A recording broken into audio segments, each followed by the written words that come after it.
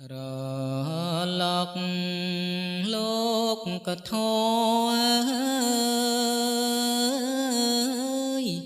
បោកចិត្តឲ្យញ័ររំភើបខ្វល់ខ្វាយ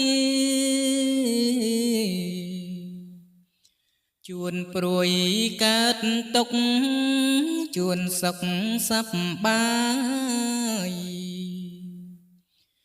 ជួនប្រត់នៅប្រាំងឆ្ងាយពីសំបញ្ញញ្ញជួនមានបនពោះបានជួបលៀបយុងភ្លេចទុក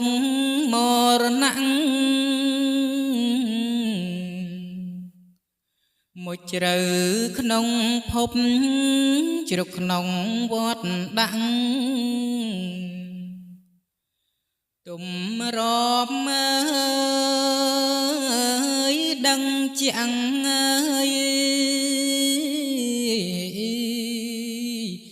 ពួកអស់មួយជាតិដល់ពេលអស់បនលៀបយកពីមុន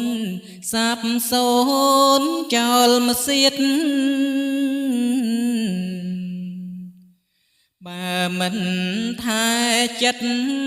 ប្រយ័ត្នមាយាទមុខជាផ្លាត់ស្នៀត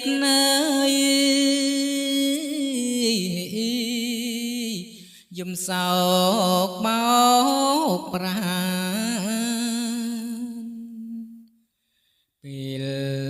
គេសសាត្រេកអរក្រាន់បើចិត្តស្រួលសុខសាន្តបើគេនិនទាដូចជារំខានក្តៅទ្រាំពុំបាន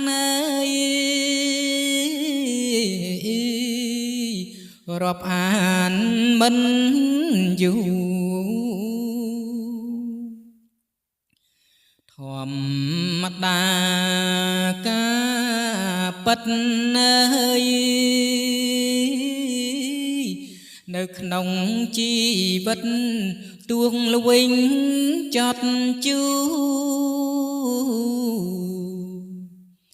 ត្រូវព្រមតទូស្រស់ស្រួលបន្ធូរស់ឆ្ងាញ់គ្មានគូគឺសាច់ចាំងធ